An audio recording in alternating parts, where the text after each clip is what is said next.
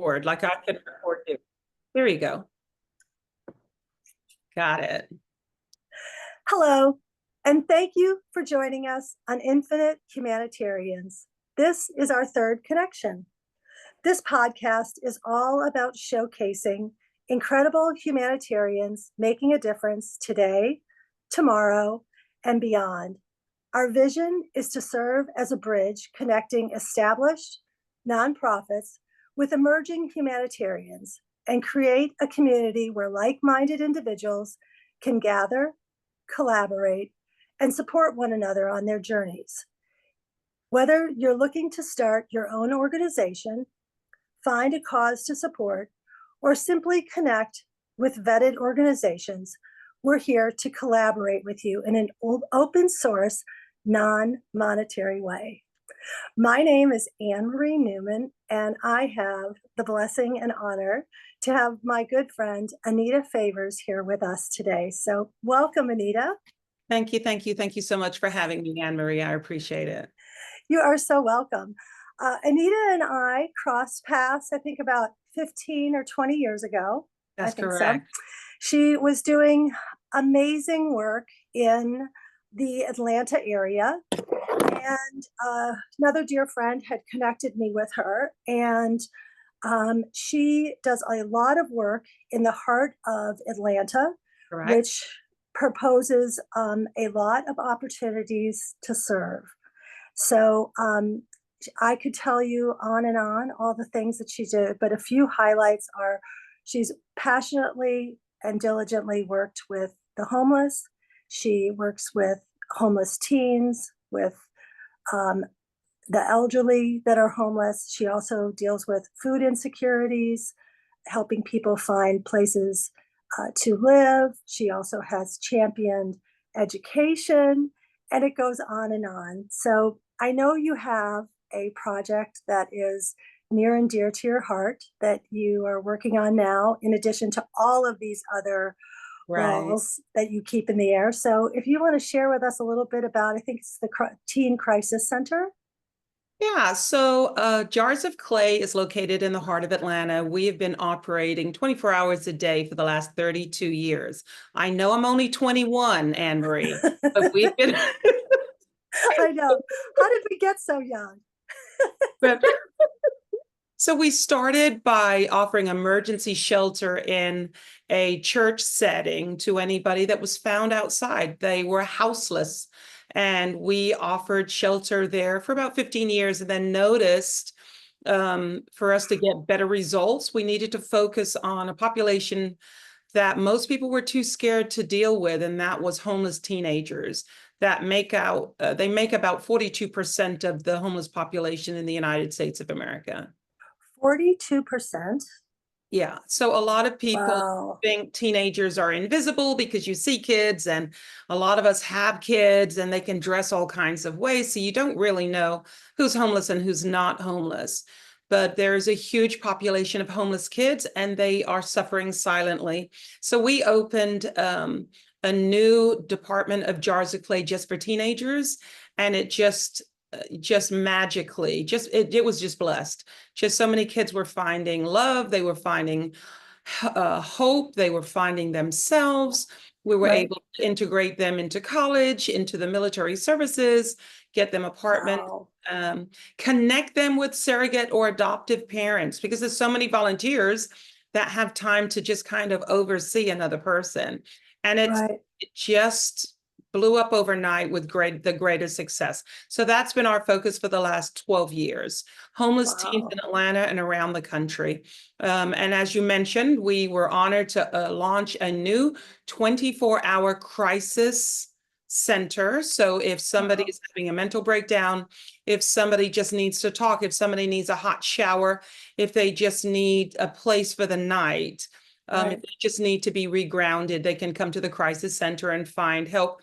And Anne Marie, we're in 3 states now. Wow. What other states besides Georgia? So Texas and Tennessee. Oh, wow. What kind of specific, are you having any more unique challenges in one state versus the other? Or is it pretty So much in consistent? Texas, well, in Texas, our number one challenge is illegal immigrants. So there's a lot of kids that are unsupervised. So that means they came to this country or they were dropped off in this country and they are minors and they had no parent or nowhere to go. Oh, wow. Yeah, That's sad. That's that's really very sad. sad. Yeah, so Hey, we obviously work with the courts to, stay connected and keep people safe. right. Well, and is part of the problem because at a certain age, they opt out of the services that are provided in the shelters? Or is it just that the teenagers think that they can be on their own and have had bad experiences, or a little bit of all of the above?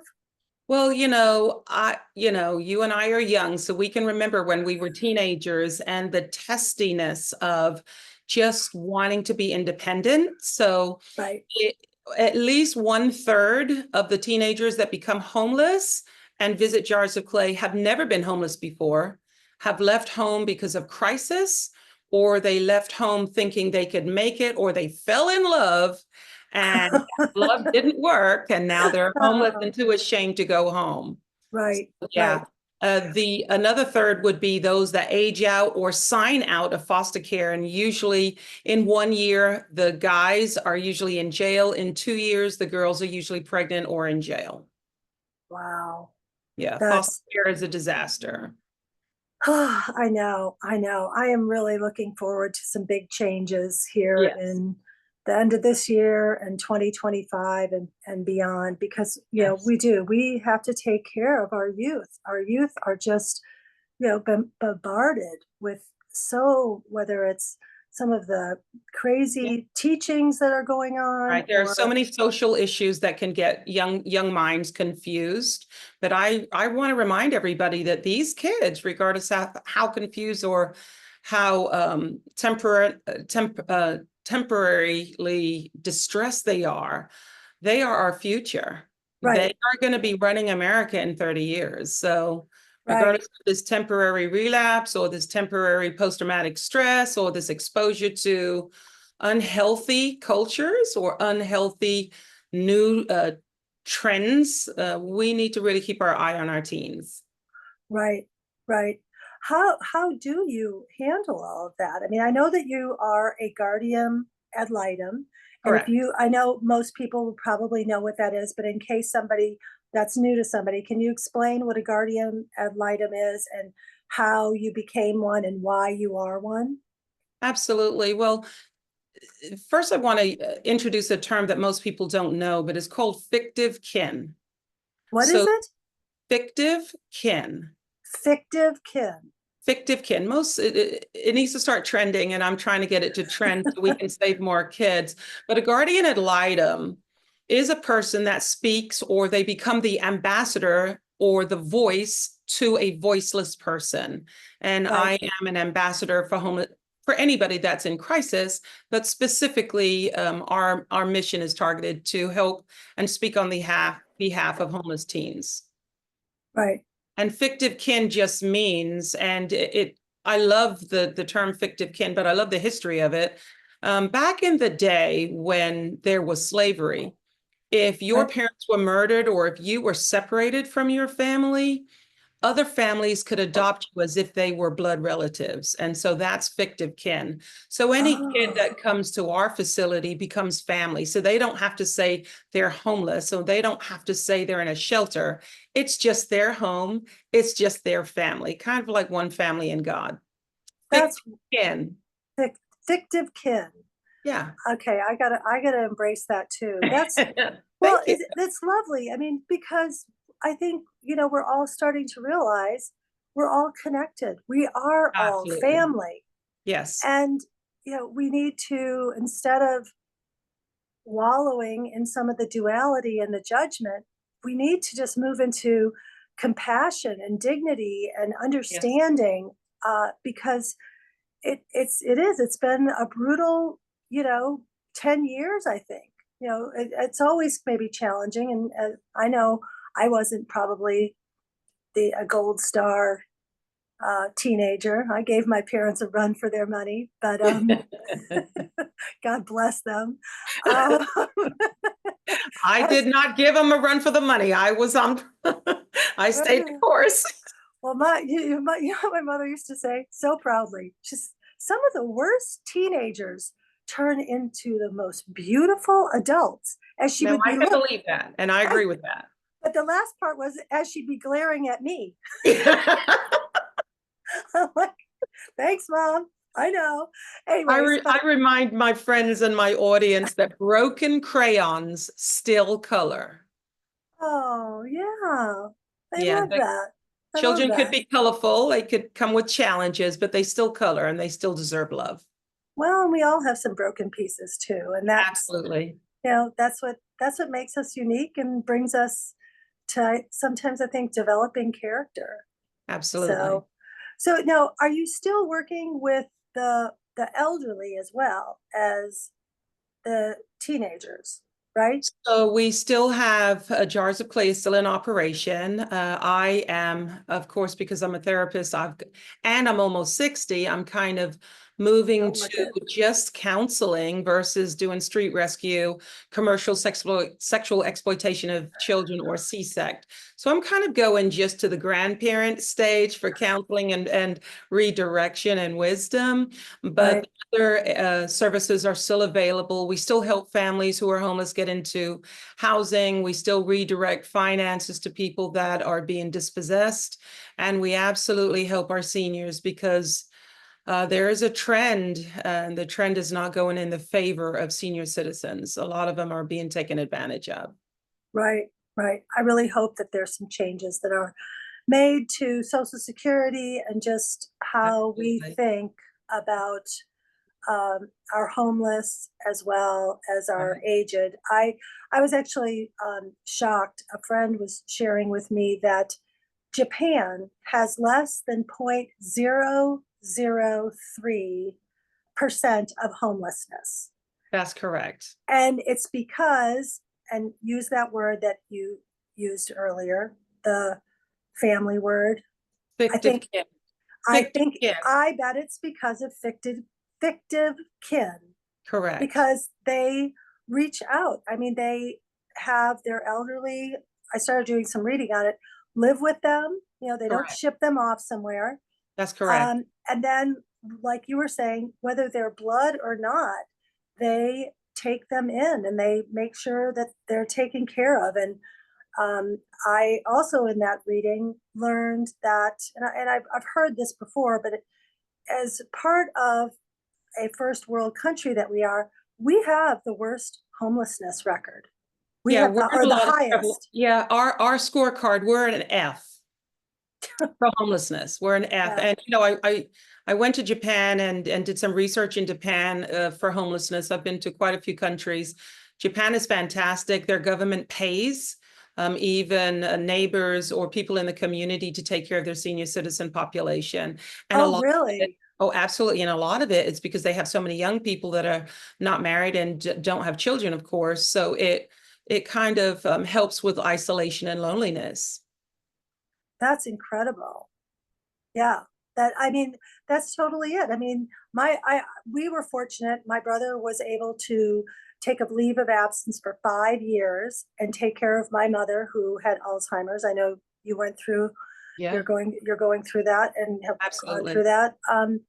And I hope that caregivers can be recognized and receive the support because it is a really challenging job. Absolutely challenging. Absolutely. You know, Absolutely. it really is. But that would be a great way to incent people to not only take in the elderly, but maybe take in some of these youth and help mold them because the concepts even of apprenticeship, you know, many of the elderly have some great skills and some Absolutely. great insights that are going to waste. And apprenticeship was always, you know, such a big deal. I believe in the founding of our country, and I hope that that comes back because uh, Absolutely. I think it can really help with creating fulfillment and life purpose Correct. for a lot of people, Yeah. not just for the elderly, but for those receiving that, that one-on-one attention, and That's just correct. knowing that they matter, and that they're important is Right. really, Absolutely. that's Absolutely. incredible.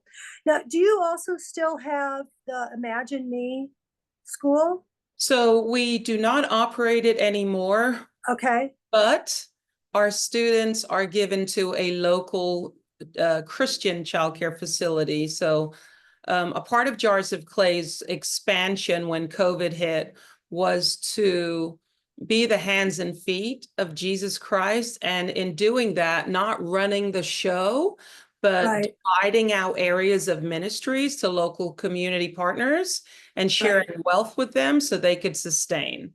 So, okay, so yes, we still have Imagine Me. It's just not an on-campus school. The only on-campus school is if it's an emergency drop-in. So let's say a teenager had a child, then they would go to our Imagine Me day school, not okay, school.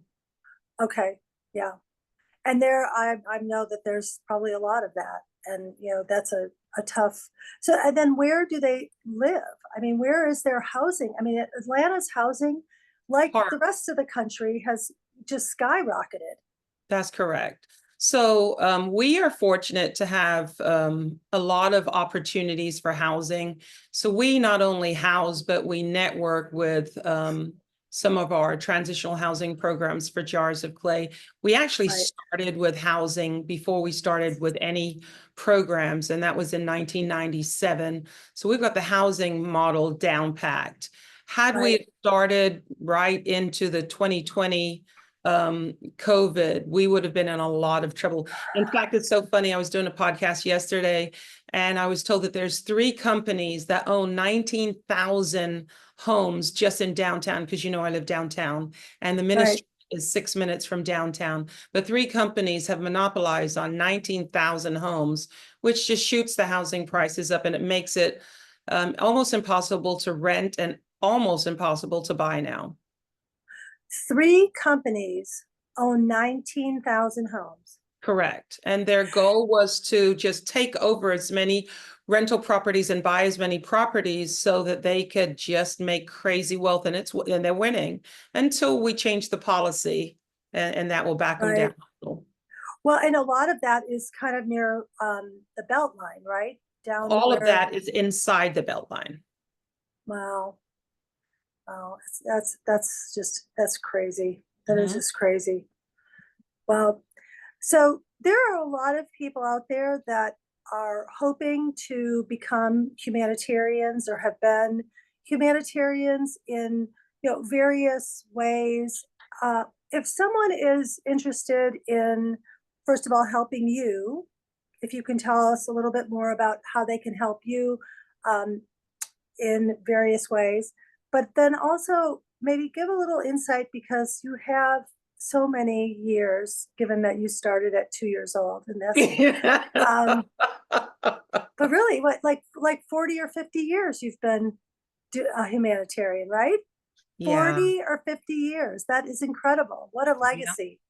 Yeah. So, Thank you. uh, just some insights on encouragement of, what, how to get started, maybe where to look. I know I mentioned to you one thing that, I'm trying to kind of get branded, like you're trying to brand the other word, is there is something used in banking that's called KYC, know your customer. Yes. And I would like to invite all humanitarians to think about that in a little different way, and think about it in know your community, Absolutely. because there are thousands of nonprofits that are doing great work, like yourself, like a myriad. Literally, there are thousands of organizations. I know in the past, we've heard about a few organizations, that have gone astray. We're all learning, that there is good and evil in everything, Right. and so I really want to I'm going to encourage. rephrase that. I'm going to rephrase that because I think a lot of people like myself, we get in this because we either love to serve or we love God or we want to be an infinite humanitarian.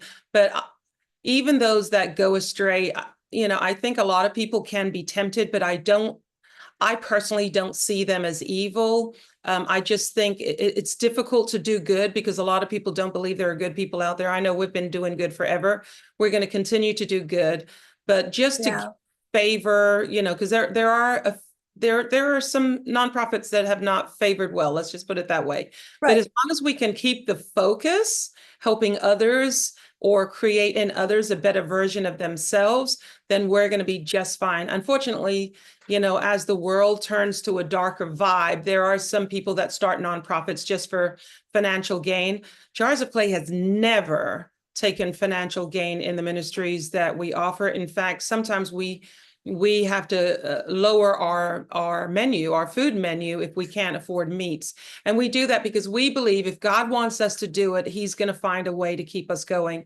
And for 33 years, he's kept us going. So if he can do it for us, and we know he's not a respecter of persons, he can do it for others. But I don't want to put any darkness on anybody that attempts to try to do good, especially if people want to volunteer, because people think you need this special degree, or you have to have a certain skill, and no, you don't. So if you're great at organizing, you could be an amazing volunteer. If you're very analytical, you could be an amazing volunteer. If you love animals, you could be an amazing volunteer. In 2020, when the United States went into crisis with COVID, I actually launched it in 2018. The Lord had given me some insight of some things that was going to happen in the future. So I launched something called Anita Lane Ministries. So it's a humanitarian organization purposing to change the trajectory of lives that are broken. And I'm going to say that in a different way. So what it is humanitarian efforts for farming, because a lot of times farmers work so hard sun up to sundown and they lose everything. So learning to support farmers, learning to get healthy foods to the kitchen table. So it's from farm to table. And then we decided to launch grants to help people who wanted to start nonprofits. Then we launched human rights efforts. So we would train people in CSEC, commercial sexual exploitation of children, so people could be aware and know what to do. Because a lot of times people can see and they want to say, but they don't know what to do. So it's an action ministry, and the purpose is to educate churches and get church members involved in some local project. So we now, under AnitaLaneMinistries.org, we now help farmers, animals, and people connect to have a better, happy life. Because animals, they're really precious. I mean, they really help. So yeah, so we have animal rescues under our nonprofit now. We have, mentoring programs, reading. People love to read. A lot of people are retired. They can come out of retirement and teach people how to read. You'll be surprised. Even foster care, a lot of these kids would not get in trouble if they knew that there was some type of love and accountability. And we know, Anne Marie, love conquers all, and love truly changes people. Everybody wants to be loved. It does. I love that. And thank you for bringing that forward, because again, I've heard, a lot of navigation of, what nonprofits are and aren't doing. And again, I just want to encourage people to know who is doing what in your community. And, whether it's any one of the areas that Anita has mentioned or something else that, is a hydroponic greenhouses or whatever it is, there might be someone who's already doing it that could help you as a new budding humanitarian scale faster.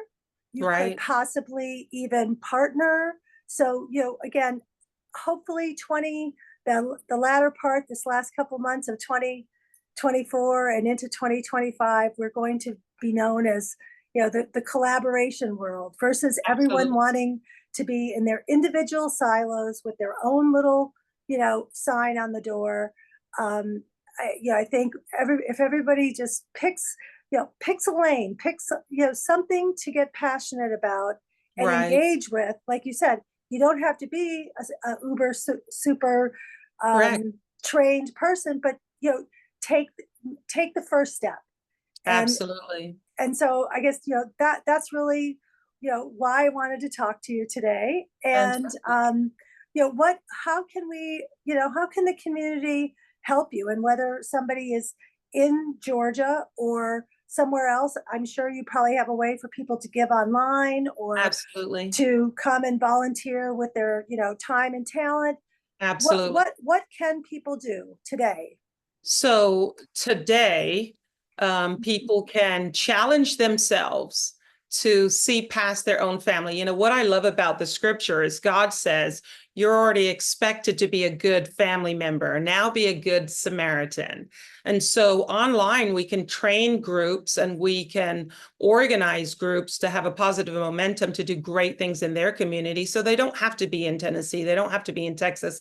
They don't have to be in Atlanta. So if they are watching your podcast and they're in a different state, trust me, they could call us. We could train them online and then create an opportunity in their That's amazing. local church or in their local community. If they are in one of our sponsor states, they could absolutely go online to jocatlanta.org or log on to anitalaneministries.org and sign up as a volunteer. You'll take a little assessment. We'll figure out what you love to do. Let me tell you this, Anne Marie, some kids don't even know how to sew on a button.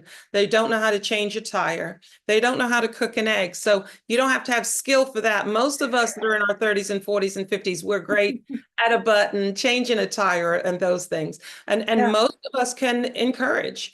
Most of us could go walking. You could just go walking and you'd be surprised what conversation starts. Right. Can you go back to the assessment? Can you talk about the assessment that you have? I wasn't aware of that. What actually is it, and who all could use it? So any person that's breathing can use it. Let's put it that way. So the assessment identifies what's your personality type. And then the assessment identifies what you just love to do in your private life. And we pair that with a project in the local community, or we pair that with a person who needs some kind of mentorship or some type of support. That's incredible. It's kind of, I'm going to make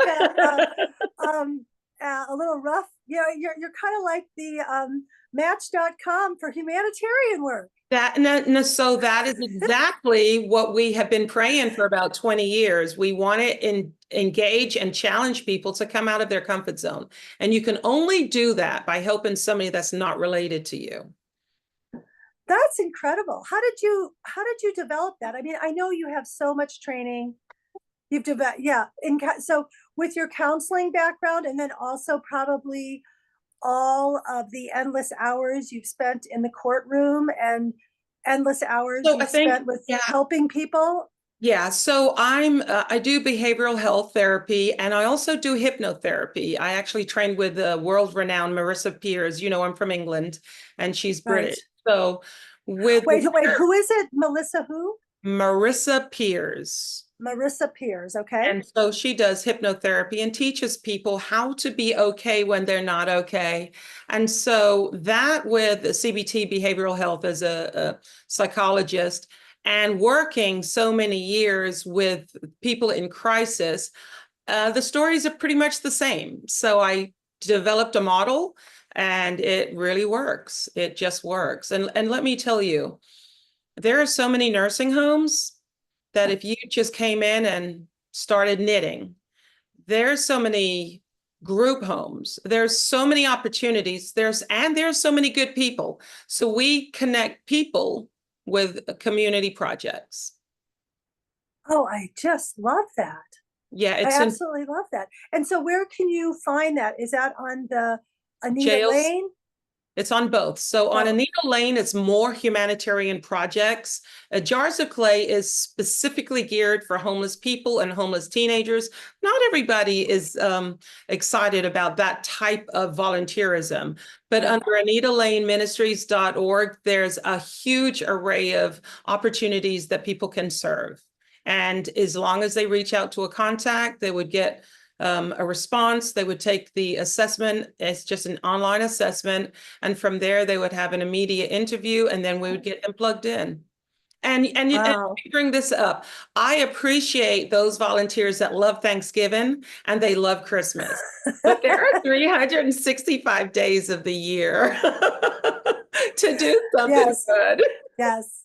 On the second podcast I did with another organization, they said the same thing because I know, myself as a lifelong volunteer and humanitarian, get endless amounts of calls myself on the holidays. And I actually got to the point with, friends and family, and I said, I will match you with something if you promise me Right. that you will go and do something, In addition to.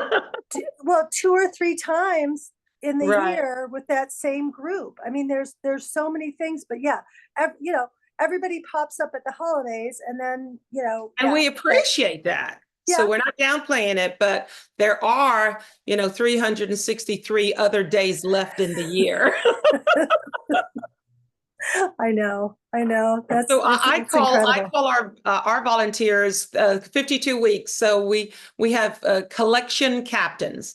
So regardless of the week, whatever the theme is, if it's socks, if it's underwear, if it's used blankets, if it's scarves, if it's cans of food, if it's pencils, because there's a lot of teachers. Your local schools could have an outside liaison group that supports the classroom. So kids that can't afford a pencil, so kids that can't afford paper, they have that. You'll be surprised. Teachers pay for a lot of that stuff out of their own salary, Right, and it's a very low salary already. So our goal is to just get everybody in America moving because this is the greatest country in the world. And you know what? I tell people if we all treated 9/11 like every day, because 9/11 is when we saw the true virtue of Americans. It didn't matter if you were straight or gay. It didn't matter if you were a woman or a man. It didn't matter if you were a millionaire or a zero heir. It didn't matter. yeah, Everybody helped everybody. And that's the true America. And that's right, the America that Anita Lane Ministries really wants to pronounce. We're not mean.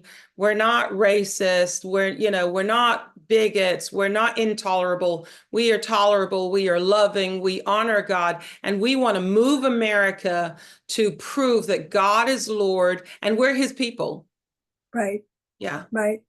That is beautiful. Thank you. And we've I got to take care of home first before we take care of anywhere. Now, we're supposed to be stewards of our all neighbors, regardless if they're in America or not. But we really do need to start working on home first, America first. And Right. then out of our overflow, we can help with everybody else. Yes, yes, definitely. Well, I love everything that you do. Well, thank you. I think it's just incredible the passion and the love that you bring to you being a humanitarian. You can just tell it Oh, thank your vibration and your frequency and your energy is you. like ah, and you've been doing it. Again, I mean this complimentary for a very long time, and I Yeah. guess that's one of the things. And this can maybe be my kind of a wrap up question, but what keeps you going? I mean, I know a lot of people um who are going to just be starting out as humanitarians who will um find some really awesome opportunities, but also some challenges. um Right. what kind of what inspires you to keep going? So I I love people, Good. but I love God. When Yes. I first started 40 some odd years ago, because I was in my 20s when I started, Mhm. um, Father God told me, Anita, don't get overwhelmed. Help one person every day, even if it's something little. Yep. And then at the end of the year, you would have helped 365 people, which is which if you look at the American church today, most churches do not have 365 parishioners. So the Right. concept was do good better. And the way Right. you do good better is reach out to somebody in their need. And it is never financial. It's usually somebody just needs to talk it through, think it through. They just need encouragement. They need a sandwich, or they need a hug. So Right. it's just one small act of kindness can snowball into an avalanche of love. And so Yes. it's just taking the little things and the quiet things, and not even bragging about them. I was honored by the King Foundation through She Leads. And so I Wow. was given a beautiful honor of being a Georgia humanitarian and a United States humanitarian from the King Foundation. Oh, Congratulations. thank you. Wow. I mean, you just have to, and they asked me the same thing, what are you trying to prove? And I'm trying to prove that I love. And I don't care from where you came. I don't care what you look like. I don't care what you say you relate to. I just relate to humans being created by God, and I'm gonna love. And it Right. will win in the end. It will win. Yeah. And not every volunteer opportunity is exciting. We build tiny houses. People love that. We paint. People love that.